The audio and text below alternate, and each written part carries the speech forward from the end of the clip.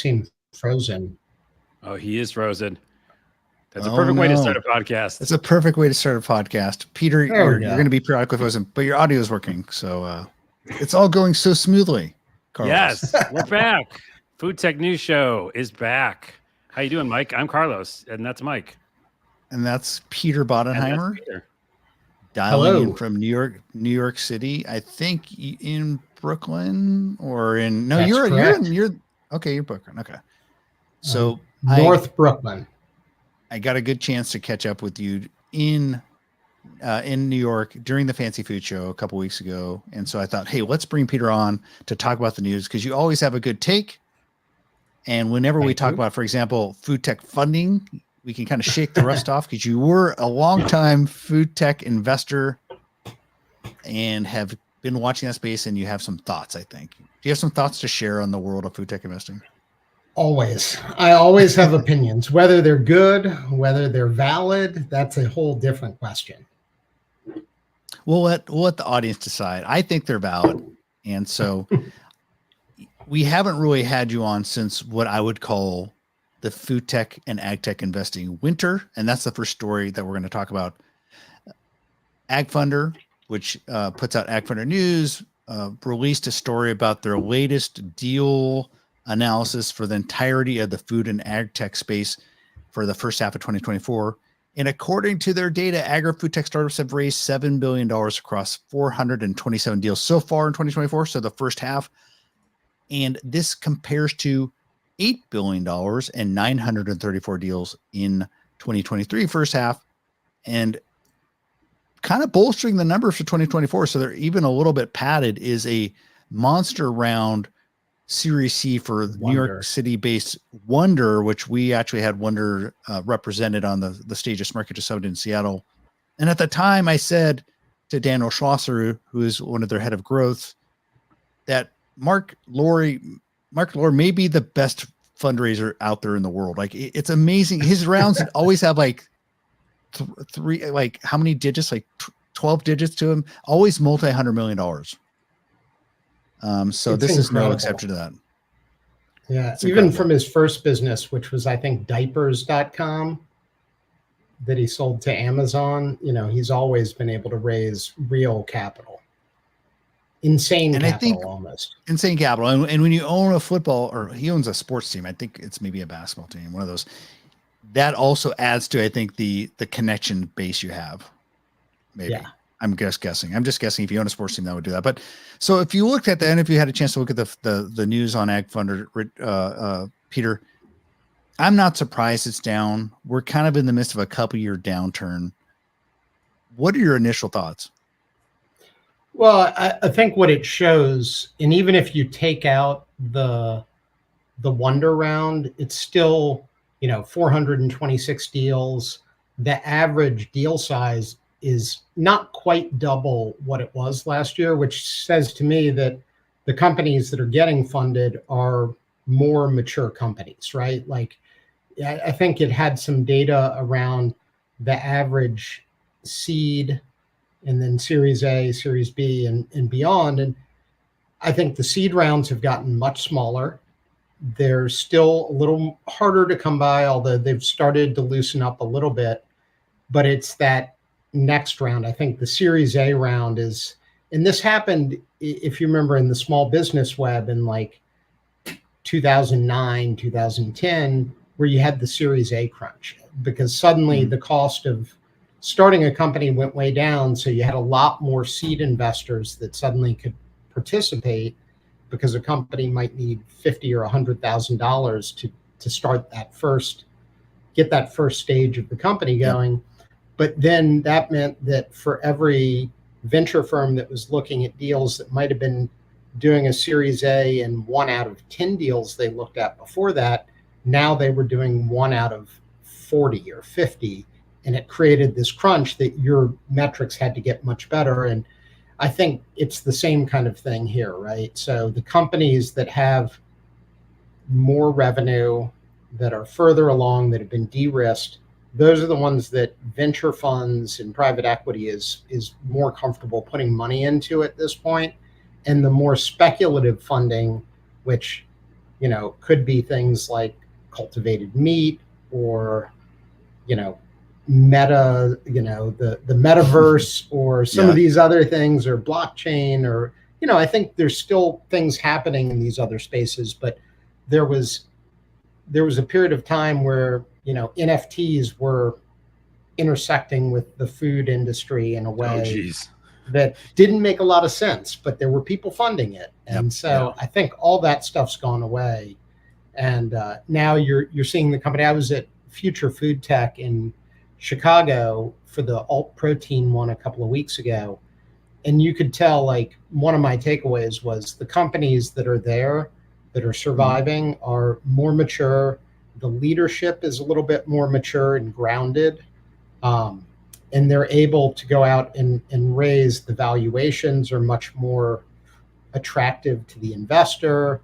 And it's kind of come back to earth quite a bit. So What I like about this article is they actually broke down the categories, and kind of to your point, Peter, you could see that where it went up, it seems like it's safer categories. So one area that went really kind of I saw it kind of popped out to me was online restaurant and meal marketplaces jumped from 271 million in first half 2023 to almost over 750 million in 2024. The digitization and the digital transformation of restaurants, the rise of delivery, all that's been happening and really moving fast over the past couple of years. So it makes sense that that's a place that's generating revenue, as opposed to like cultivated meat, which is like still on a 5 to 10 year timeline to before it's really generating real revenue. That stuff's kind of gone away at best. Right. I'm a little bit, bearish on it, but I think we've got a long haul before you see cultivated meat at a price point that it's not a novelty item, where there's like mass market potential for it. And that's even if you take out all of the political side of it, that's going to slow things down. We'll get to that. We'll jump into that political stuff. Wait, and hold on to this for a minute, because I wanted to bring up one thought. And thank you for bringing up this article as my computer has exploded. Supply chain and the farming systems, you always think about like the actual supply chain. Those don't move much, right? And I just wanted to bring it up, like, is that ever going to make inroads, right? Like, or is that ever going to happen, like, for change in that area? I think the digital transformation, like, that's a place that you can really optimize through SaaS. And so like SaaS driven optimization in the food system, I think that's a mature market that I think venture capitalists would like. And so you saw supply chain went from $500 million in funding first half 2023 to about $750 million in first half 2024. And I think that's probably because, like I said, that's an easy area through SaaS, application of SaaS, that I think people can wring out optimization. Yeah. I'll say this. I think margin matters more than anything else in the food industry. And if what you're doing can improve margins, then funding becomes a little bit more easy to come by. Whereas if what you're doing is just novelty, or, I hate to sound cynical, but, when it's like, we're going to save the world with this, that, and the other, I think the industry and the funders that understand the industry are saying, that's great, but that's not what builds the business today. That's impact investing, and there's nothing wrong with it, but that's not just straight numbers investing. So it's got to be, I think a lot of the stuff in the supply chain side, and even some of the stuff you're seeing in alt protein and stuff like that, is a much faster path to market, where it's increasing margins or, increasing the production capacity for these companies so that they can make more ultimately at the end of the day, because that's what they're in business to do. And we'll get to this next story, because I think this next story kind of ties into, I think, the struggles that we're seeing in one sector where we've seen a lot of the gigantic funding rounds start to go away, and that's cultivated meat. 2 years ago, Peter, we saw Upside, we saw a few others getting in the hundreds of millions for money to scale their cultivated meat, take it out of the lab, off the bench, and start to build these prototype and then early production facilities.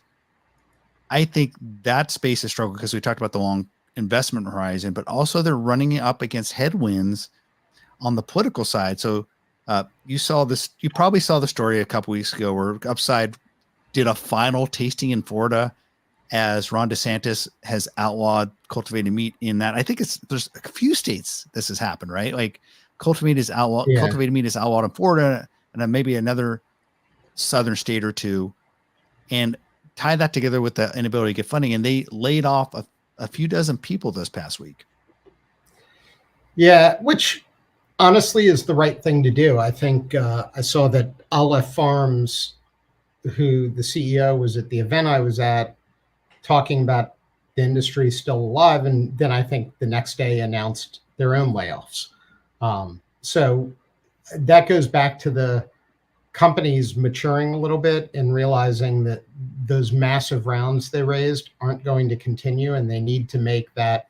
I think Upside's raised something in the neighborhood of like $900 million or 900 and something $million. They're going to have to make that go a lot longer than I think they originally thought. Because to get, I think we even talked about it when we were IRL, Mike, that the tastings you go to that are cultivated meat tastings are a fraction of actual cultivated cells, like 5, 10, 15%. Yeah. So I went to one in San way. Francisco. I went to San Francisco to do a cultivated meat tasting, I think in April, for Future Food Tech. And I went to an event put on by a consultancy. And as part of that dinner, I think Sci-Fi Foods was on the menu. And Sci-Fi Foods, I get the meat in front of me. Sci-Fi Foods. I had to, first of all, sign a disclaimer about it. But then when I got it, I was actually sitting next to the CEO of Sci-Fi Foods, and there's no indication that at that time that they were going to go out of business, and they did about 2 weeks ago. And there was about 5% of cultivated meat, probably like 2 to 5% of cultivated meat. The rest was all plant-based. I don't mean to come across here, by the way, as being totally against this idea of cultivated meat. I think it's an area that I'm really intrigued by. I think the science is interesting. I'd love to see this scale. Just as a journalist looking at the space, it's struggled. And so to your point, like so many of the tastings, even 5 to 10 years into this, there's still just a tiny bit of the plate that you get is cultivated meat. And we've talked about this on the show many times. And I want to bring up the point that I'm a Mr. Soy meat person. I eat soy meat all the time. If I'm not eating chicken, actual chicken. And I think it comes down to this kind of just the mentality of a human. And like when they get into a method of what they like, it's hard to break them out of that. And soy has been around for so long, and there's so many, well-known brands that just do it right. And so when I go to the store, if I just take myself, I know that if I want this certain meal and the certain kind of, taste that night, if I get this Morningstar, it's going to work. Like it's just going to work. But if I go cultivated meat, I don't know what I'm going to get. So I think that's the biggest thing is how do you get those people to switch over, those people being me, to, have a different brand. And maybe that's why a lot of these tastings pair it with other stuff that people already know. I think you can't do tastings in a grocery store, right? Which is how you're going to get to mass market. And, that limits the exposure you can have. I think the downturn in alt proteins is ultimately going to be a good thing. And so I was out in a conversation yesterday with earlier this week, Paul Shapiro, who founded a really interesting company that is built, Better Meat Company, and they're all about hybrids. And their first generation of product was all about plant-based. Their new product is all mycelium based, and they're definitely moving heavily into that. And I think everything I'm hearing, even the tastings I've had around mycelium based all protein is so much better than the first generation. And I think it also has the benefit of being much cleaner label. This is a biomass fermentation product. Fungi is a lot closer to meat than plant-based. Like it just is. And so I think the industry is starting to get smarter. You're going to see a lot more in that regard around mycelium-based proteins. Can I say two things with regard to that? One is a shout out. I actually was catching up with the founder of Mush Foods yesterday, which is started in Israel, is now based in New York. And they have a product called 50 Cut, which they have a proprietary mycelium that they grow, and then they blend it with meat. And they're in market and doing great. And they have burgers. They also have a chicken product. They have sausage. And I swear to God, they were at Fancy Food, and you would never know that it wasn't just meat. And so it cuts the carbon footprint. It's a great product. And I think it goes to market very directly. It saves money for the end customer of their business, which is the restaurant operators, right? So it's not, and so I think that's that's the short term place that this goes. But I also think that one of the things, going back to cultivated in general, is there are really two other points I'd make. One is the companies that I think have the best chance of breaking through are the ones that are doing high value products. So, a company that's doing bluefin toro tuna, or a company that is doing Japanese eel, where these are very premium animal proteins that are in short supply. And so the delta between the cost of that cultivated product and the actual product isn't as big. I think that's where we may see some breakthroughs in the near term versus, say, chicken or ground beef, where you're trying to get down to a really low commodity price subsidized product. And then I think the other part of it is the infrastructure all comes from pharma.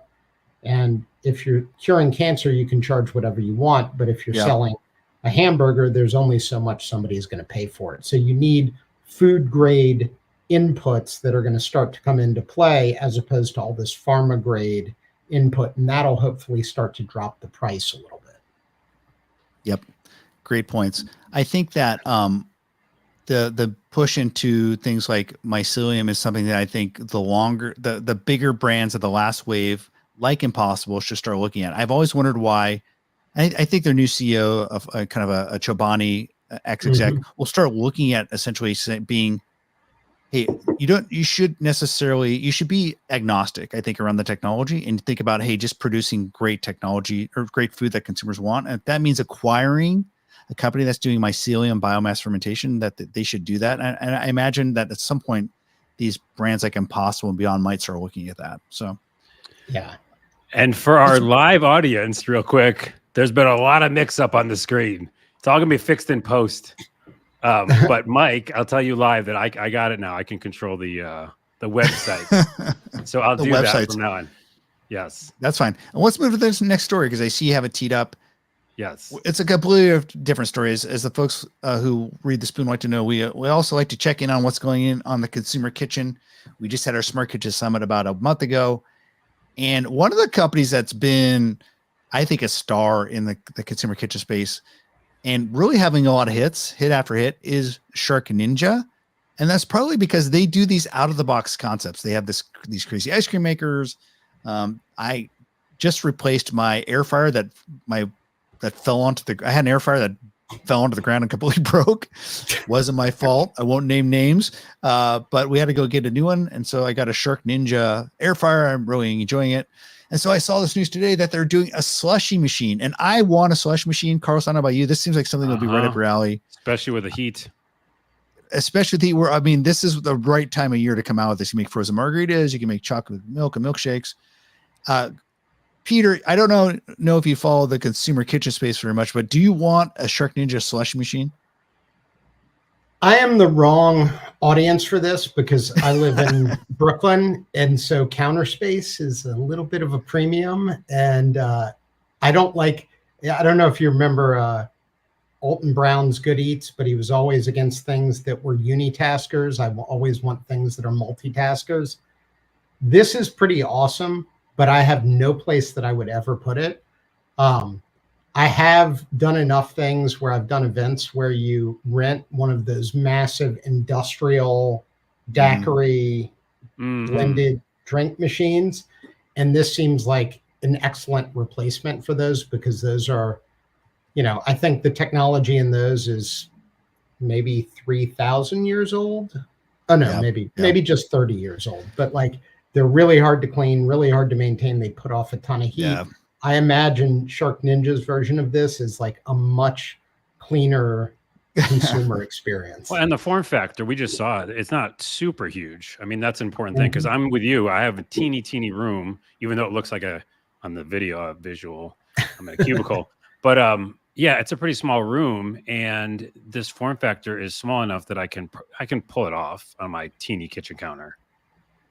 You make a good point about unitaskers and the lack of counter space. I think that's a real struggle for a lot of people. I do think though, this is a much smarter approach than say, like if you looked like 10 years ago, maybe like 6-7 years ago, there's a bunch of these, I guess, capsule based home bartending machines, like the Bartesian, for example. So if you think about a Bartesian, you have to use their proprietary modules or pods. And if they go out of business, you're kind of screwed. But if you have this machine, like I just saw a picture of someone just pouring a bottle of vodka into the top. And I could just imagine if you can make drinks for your kids, you can make slushies, you can make margaritas for that party you're going to have on Friday night. I think it's a unitasker, but man, it looks like it's pretty versatile. Yeah. I mean, I will say this, I like this idea a lot more than I like some of the cocktail machines, not to pick on Bartesian or any of the other ones, but I like a good cocktail, and I don't think it's that hard to make one that you need, a Keurig machine for it. Whereas I don't think most people are going to sit there and make a frozen, you might make a frozen margarita, but this looks way more versatile than that. And, you do it once in the day as opposed to sitting there all day when you're hosting friends and batch after batch, and all of a sudden your whole day is gone and you're like, great, I just smell like limes and tequila and I've had one cocktail the whole day. I will say this. Go ahead. Go ahead. Depending on the quality too, this one actually would creep into the prosumer market, or even up into the small craft retailer, right? If you are a retailer if you're in Brooklyn, you got a bar and you want to offer frozen drinks, buy this thing. You can do these slushies rather than one of these gigantic things that you see like the fair or whatever. This thing seems like will probably end up in some restaurants and bars. Yeah, that's a good application as well. I was going to use the application of just like I saw it do chocolate milk, and I thought, the protein drinks that I make in that, you want to do that with just to kind of froth them up a bit. I don't know. I think it's kind of cool. It is cool. Let's move on to our next story, because this one, I wrote a story today about this company called Chef Robotics. There's a founder named Rajat. I apologize. Rajat Bagaria, who has been in the food robotics space for about 5 or 6 years. He's been a long time venture capitalist, but he's been under stealth this whole time. And so just today they came out of stealth. We'll watch this thing in action. And what's interesting about his approach is so many of the food robotics, you've probably seen this, Peter, are focused on back of house restaurants, etc. But Rajat's point is, so many of these locations are pretty low volume. Like you may have a restaurant that does 50 meals a day, maybe 75 meals a day. You're really cooking if you're doing 100 meals a day. But a human can handle a lot of that in the kitchen. One cook in the kitchen can handle a lot of this. But what he says, when he went out and talked to a bunch of people in the food industry, the space that really needed automation to keep up is in food assembly. And this was post-cook. So like food assembly that is cooked and needs to go into things like meal kits, or go into things you might see around kind of the edge of the grocery store. You might see in hospitals or even on airplanes. Those meals you get on airplanes. I fly Alaska. That was give me a meal. And those are all put together in factories like this. So if you're looking at this video, if you're watching this on our live stream, you'll see their robot just kind of scooping a bunch of stuff into the baskets. So I thought that was a pretty interesting approach. Probably a little bit differentiated from what I've seen from a lot of people building food robots. Yeah, I mean, I think Delta Airlines would probably have liked to have that, because I don't know if you saw the news the other day, but they had to pull all their meals from international flights because of mold contamination. So it's a real problem. Like, how are you The mold, producing these the things? mold detection unit is actually an extra $50 for his robot. So Oh, they'll just yeah. That's they'll where have to they pay make for the that. real money, actually. Uh, Mold detection, yeah. no, but it is. I mean, I think it's an interesting approach only because you're right. So many of them are like, we're gonna have, flippy. We're gonna flip the burger. We're gonna do this one thing. And even when you look at a place like Kernel in that launched in New York, the former founder, I think you interviewed him not long ago, of Out of Chipotle. Chipotle, right? Yep. Yeah. And, I think they've even, somebody told me, I haven't confirmed this, but that they closed the location they had here to retool it. They wanted to learn from the original opening, and they've been trying to use automation. And I think their challenges there. They want to operate each one with, I think, 3 full-time employees that have benefits and things like that. So I think this kind of, I think assembly is an interesting space. The question becomes, how much time does it save? How much money does it save? Again, Yeah. maybe I'm just hammering this, but it's like, does it increase the margins of these producers? And if it does, then terrific. And if it doesn't, then it's technology for technology's sake. And that's, I think, Yeah. the thing where, that's the area of food tech where things go to die, is if they're really cool, but they don't actually serve a business purpose that impacts the bottom line. Yeah, it's the application, I think. And because you see a future where there are automated robots, actual humanoid robots doing all this work, and it's displacing the system, and it's actually making a difference because you don't need, like you said, those humans checking the arm of the robot to make sure it's working right. It's the full humanoid robot in the future. It's inescapable. We'll be doing that, right? So we're in this, we bring this up on the show all the time. We're in this in-between phase for a lot of this technology. And so to your point, Peter, like unless it has good ROI, has a good investment reason, then it might not work for every application. Again, the things you said, Mike, it makes a lot of sense. It's definitely hospitals and things like that, Yeah. So. I like how you're assuming that the humanoid robot is like just like a foregone conclusion. Which It I is. Think a lot.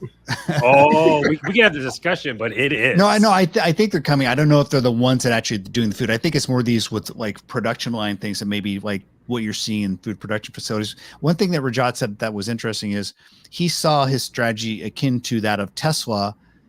He felt like doing this particular application, high volume food assembly, was akin to essentially Tesla doing the Roadster.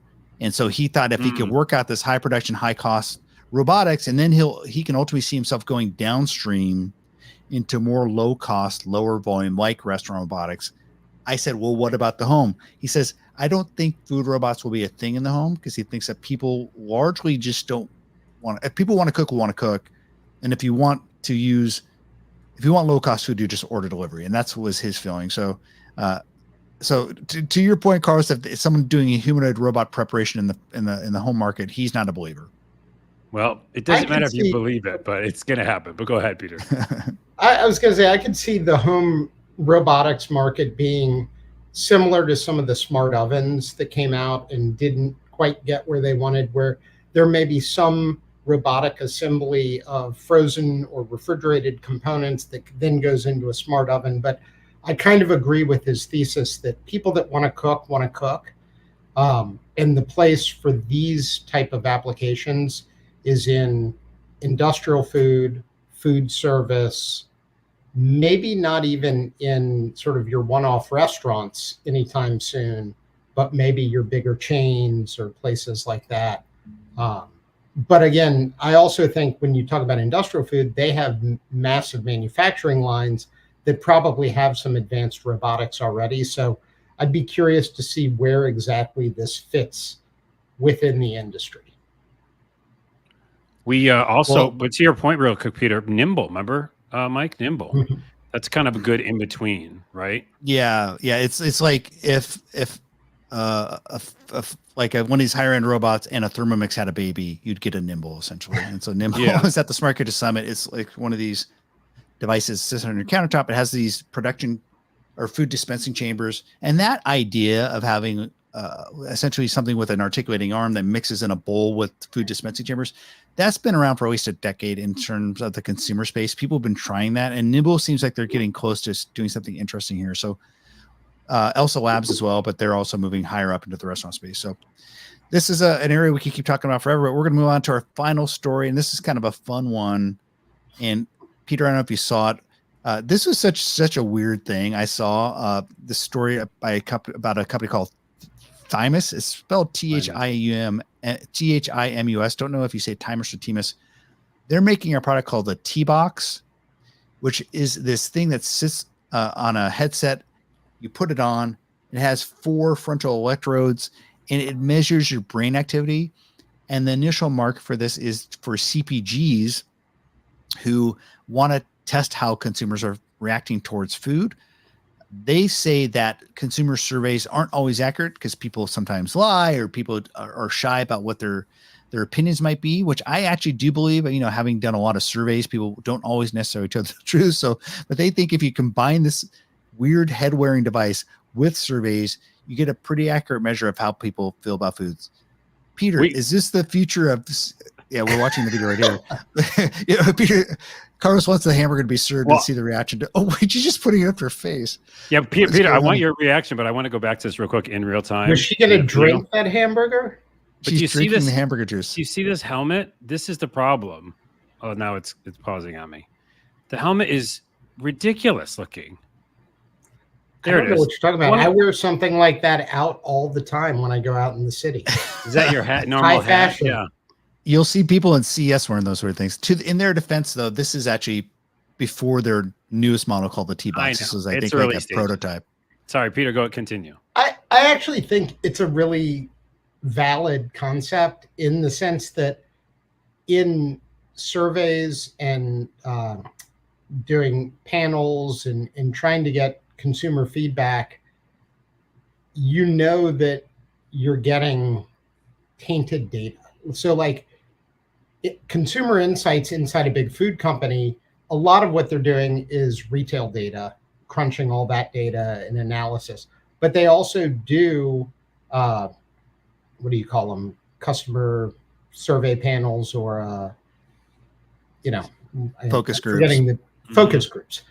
But people have moved away from focus groups because they know that human nature is to be polite, or people won't say exactly what they feel.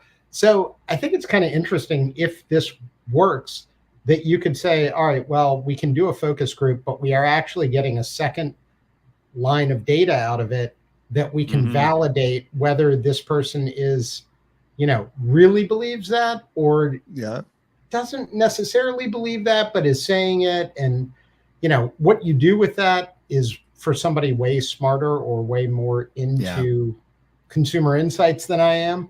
But I don't know. I think it's kind of interesting. I think anything you can do to level the field when you're getting somebody's feedback. Yeah. Because we all know that, humans are, it doesn't seem like it walking around New York all the time, but humans are innately polite and they don't want to offend anybody. Yeah. And you know what puts a person at ease and ready to tell the truth more than anything? Strapping a weird futuristic headset on them. That's when they're really going to relax and tell you everything. That'll change. That form factor will change too. Yeah.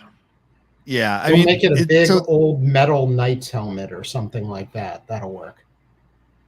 So just the way it works is it actually measures your brain's electrical activity, and this brainwave activity, they can actually know how you're feeling. If you're excited, for example, or you're saying, I like this, but there's like the part of your brain that's the synapses are popping that I hate this thing with the heat of 1,000 suns. Apparently this thing can tell. So. And by the way, real quick, in that picture, what is going on? Don't hide the emotions. She doesn't like the wine, I guess, in this picture. She really doesn't like it. But she doesn't. Or she's got an alcohol problem and doesn't want somebody to see her drinking. I mean, there's a lot of ways to read this, but I was focused in if that is their unit. Like it looked. Oh yeah, go back. Yeah, that is actually that's what the T-Box looks like. The production unit is that thing on the back of her head. Okay, well there you go. Okay, I'm back in then. Yeah. That's definitely headed more towards something that wouldn't be completely weird. I mean, it'd still be very weird. And I don't know that I would be the person that would want to do that. But, you know, As a tech side note, I was at a show once, some sort of gaming show, where one of the very first mind reading controller adapter things. So basically, you would put a helmet on, it looked similar to that, and you could actually do the inputs of a video game. I think they've gotten it pretty good now because I've seen like Twitch streams of people like beating games just with their thoughts. It's weird that this is a thing that exists, but it does. It totally does now, and it's not 100% great. But I used one of the first ones. Long story short, it looked like that, and they did have to like apply like lotion to my head. Yeah. And it felt awful, and it was a really bad experience, and I felt like uncomfortable doing it. But whole long-winded story, I did move my little character and shoot fireballs with my mind. Interesting. It was pretty great. Well, I mean, eventually we're all just going to have Elon's little brain implant chip, and every time we eat a product, it'll send like a little signal to Kraft Heinz or whoever. Yeah. And then they'll deposit some money in Elon's bank account. That's where we're going with this, right? Yeah. Yeah. Our AI overlords are already planning what we're going to do with this stuff. So, we're past. Don't worry, people. This is all going to be fine. Don't worry, everybody. We're all going to be fine. All right. Hey, Peter Bodenheimer, you're withstanding the heat. Do you have air conditioning in that New York, Brooklyn apartment? I do. We have modern amenities and all of that. Wow, cool. I don't have to commute this week, so it's nice. It may seem like a weird question, but here in the Seattle market, we're still, I think, the second most under air conditioned city behind San Francisco now. And we need it now, big time, with the whole shift. It's crazy. Yeah, New York is definitely not under air conditioned. So yeah, that's a good thing. That's a good thing about at least when these heat waves, it's so nice to have. So, but Peter, is great to see you in person a couple weeks ago. It's great to see you online, and thanks for joining us and telling us your thoughts. Yeah, thanks for having me, and enjoy it as always. And we'll see what comes up next, with cultivated meat, and hopefully the funding environment the next time we talk will be considerably improved. So we'll follow it. So we'll follow it. All right. Stay with us, Peter. We're going to go to the green room. Thanks, everyone, for listening, and we'll check in next week. Check in next week. That's the ending. Bye.